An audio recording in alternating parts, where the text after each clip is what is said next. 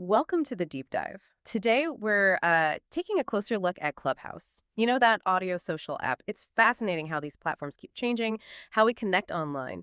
But new ways always bring up questions, right? Especially about, well, our data and privacy. So we've been digging into some materials, specifically excerpts from Clubhouse, data, privacy, and user controls. Our mission today is really to unpack what Clubhouse actually does with user data.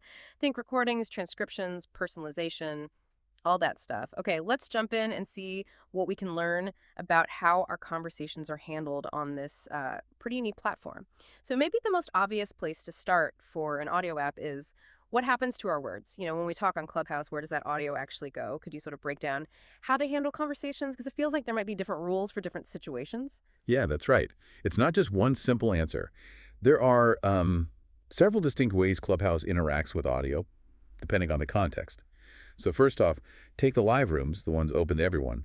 In those, automated systems are basically generating transcriptions in real time. Transcriptions, like someone's typing it all out. Not quite like that. It's automated. And the main goal isn't really for humans to read every word. It's more about analyzing the content. They use this analysis, to personalize the products, figure out what topics you're interested in, and then suggest similar chats or rooms you might like. It's about making the platform feel more tailored to you. Okay, so that's for personalization. What else? Well, also in live rooms, generally, they might record them. But this is usually for a different reason. Think safety and security. If someone reports a problem, like maybe a violation of the community guidelines, or terms of service, or even something illegal, Clubhouse might use these recordings to investigate. And how long do they keep those recordings? That's where it gets interesting. For these investigation recordings, the policy says they're retained as long as reasonably necessary to complete the investigation. Reasonably necessary. Okay. That sounds a bit flexible. It is. Now contrast that with the replays feature, which you often find in what they call houses. Here, it's the person who creates the room, the creator, who decides whether to record it. If they flip that switch, the whole conversation is recorded and stored by Clubhouse. Then that recording can be made available for others to listen to later on Clubhouse. On Clubhouse. Huh? Or maybe elsewhere too. Exactly. The policy notes that the creator can even instruct Clubhouse to make these replays available outside of Clubhouse. Yeah. So the reach could potentially be much wider. Wow, okay. And what about more private stuff like direct messages or voice messages? Right, chats and voice message VMs, those operate quite differently. They are recorded, and the policy states they're saved indefinitely. Indefinitely. The main reason given is user convenience, so you can play back your messages whenever you want, like, checking old texts. But just like with live rooms, if there's a complaint about illegal activity or some kind of violation within a chat or VM, their team can review that recording for investigation purposes. Okay, this distinction between reasonably necessary and indefinitely, it really stands out. It feels like a massive difference in how permanent our words become. What's the real significance there? Why the different approaches? Well, it really boils down to intent, doesn't it? You've got multiple layers. Some recording is clearly for safety, investigating bad actors. That gets the reasonably necessary tag. Then there's the automated transcription stuff, which is more about improving the product, making suggestions, enhancing user experience. And then you have user-initiated recording, like replays, where the creator wants to save and share the content. And VMs, saved indefinitely for playback. So the retention period reflects the purpose. Exactly. And it highlights how automated systems are doing a lot of this background work, the transcribing and analyzing. It definitely makes you think, doesn't it? As a listener, you have to consider your comfort level. Are you just chatting about, say, gardening in a public room, knowing some algorithm is learning your interests? Or are you maybe discussing something more sensitive, more personal in a private chat, knowing those specific words are being saved? Well, indefinitely. The context really matters. Okay, let's shift gears a bit, away from the audio itself and more towards how Clubhouse helps build your network. Lots of apps ask or sync your contacts. How does Clubhouse handle that? Yeah, that's always a big privacy question. Clubhouse has a pretty specific method. If you give permission to sync your contacts, they say they don't actually store the raw phone numbers from your list. No. So what do they store? Instead, they take each phone number and basically run it through a one-way mathematical process. It creates a unique scrambled code, what they call a cryptographic hash value. A hash value, like a digital fingerprint. That's a great way to put it. They store that fingerprint, not the original number.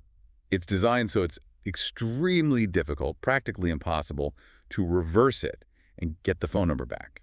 This lets them check if someone in your contacts is also on Clubhouse by comparing these fingerprints, but without them ever holding onto your friend's actual phone numbers. And just the numbers. Or other contact info, too. They emphasize it's only derived from the phone numbers. No names, no email addresses, no notes you might have attached to that contact. Nothing else is stored from your address book in this process. And they say they update these hashes periodically. And importantly, you can always go into your settings and turn off contact syncing if you decide later you don't want it active. Okay, so that hash value thing sounds, well, pretty specific. It seems like a way to connect people without grabbing the whole address book directly. Yes, it's presented as a privacy-preserving technique for network building. So what does this all mean for someone wondering if Clubhouse is, like, reading their entire contacts list? The hash value sounds more contained. It's definitely more contained than just uploading the raw list. But it still serves the broader goal, right? Which is using data to, well, personalize the platform, improve the user experience, and ultimately attract new users and build those communities. If we connect this contact syncing, even with hashing, to the bigger picture, it clearly helps tailor the Clubhouse experience for you. It helps find people, makes the network feel relevant. And stepping back, Clubhouse is pretty open that they use the data they collect more broadly. For personalization, yes, but also potentially disclosing data in certain situations. Like what kind of situations? Well, they mentioned sharing data with service providers, the companies that help them run the platform, maybe other online services if you choose to link accounts. Also, marketing services? Marketing services, so ads? Potentially, yes. Or using insights from public activity to target content or even find new users. And then there's the standard stuff, sharing with government agencies if legally required, or for safety and security reasons, or to tackle fraud or illegal activity. Right. That personalization factor is often what makes an app feel sticky, useful. But it's good to understand the mechanics behind it, that our data, even in these hashed or aggregated forms, is the engine. Okay, so given all this data collection and usage, Yeah. what about control? What power does a user actually have over their data on Clubhouse? That's always the crucial question, isn't it? Clubhouse points primarily to their privacy policy as the main document detailing how you can manage your data. They also have a knowledge center, which apparently offers more info and ways to get in touch with specific questions or, data requests. Any specific provisions for users in certain regions, like Europe? Yes, they do specifically mention that European users have the option to contact designated European representatives. That's important for things like GDPR compliance, giving users in that region a clear point of contact. Okay, good to know those channels exist. Now, let's hit the big one. The question everyone asks about platforms like this: does Clubhouse sell my data? Right, the million-dollar question, sometimes literally. Clubhouse gives a pretty direct statement on this. They say, and I'm quoting here, "We don't sell your private information." Okay, that sounds definitive. We don't sell your private information. It sounds definitive. Yeah. But there's a very important clarification right after it. They add, publicly available information is available to anyone and may be shared with third parties, as discussed in our privacy policy. Ah. So private information is not sold, but publicly available information might be shared. That feels like a potentially significant distinction. It really is. And it pushes a key question back onto you, the listener. How do you define private versus publicly available when you're using an online platform, especially one based on audio? That's tricky. My profile pic, my bio, sure, that's public. But what about, say, the fact that I joined a specific public room? Or maybe even the transcript generated from my comments in that public room. Is that public? Exactly. The content of your speech might feel private to you, even if you said it in a public setting. Or just the record of you listening to a certain controversial discussion is that public data that can be shared. Clubhouse's policy seems to suggest that these kinds of activities could fall under publicly available. So your personal definition of what's private might not perfectly align with the platform's definition. And that gap, that's where concerns can arise. Precisely. While they state they don't sell private data in the traditional sense, like a direct cash for data transaction, remember that sharing with third parties can happen in many ways. Think about those service providers they mentioned. Could be analytics firms, could be cloud storage, could be AI companies helping with those transcriptions we talked about. So information is flowing. Parts of your public activity could inform ad targeting, for instance. It's a nuance often lost on users. That's a really crucial point. The line between private and publicly available, especially with audio and transcription, is definitely blurry. And understanding how a platform defines those terms is key to, well, making informed choices about how we use it. Okay, this has been incredibly insightful, a real deep dive into Clubhouse's policies. Let's maybe recap the main points for everyone listening. We learned Clubhouse does record and transcribe conversations, but for different reasons, personalization, safety checks, user-enabled replays, and keeps them for different lengths of time, from that vague, reasonably necessary to the very permanent, indefinitely. And that context syncing uses those cryptographic hashes, the fingerprints, to help build your network without storing the raw phone numbers themselves. Right. And all this data feeds into personalizing your experience, making the app feel relevant, but it is broader data collection. And importantly, while Clubhouse says we don't sell your private information, there's that key distinction about publicly available information, which can be shared with third parties according to their policy. And really pulling it all together, it just underscores that constant balancing act we do online, doesn't it?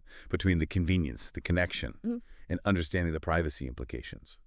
It's a reminder, I think, for all of us to engage with these technologies consciously, knowing that the features we like usually come with some pretty detailed policies about how our data gets used and shared. And often what feels private to us might be classified as public by the platform. Absolutely. So as we wrap up this deep dive, maybe here's something for you, our listener, to think about. Given how platforms like Clubhouse are getting so deeply involved with our actual conversations and connections, what's our responsibility as users in really understanding how our digital selves are being shaped and shared, even when it's framed as being for safety or personalization? And maybe chew on this too. What does indefinitely truly mean in the digital age? Does it really mean forever? Or just, until the servers get switched off someday? It's definitely food for thought. Thank you so much for joining us on this deep dive. Keep exploring, keep asking questions. We'll see you next time.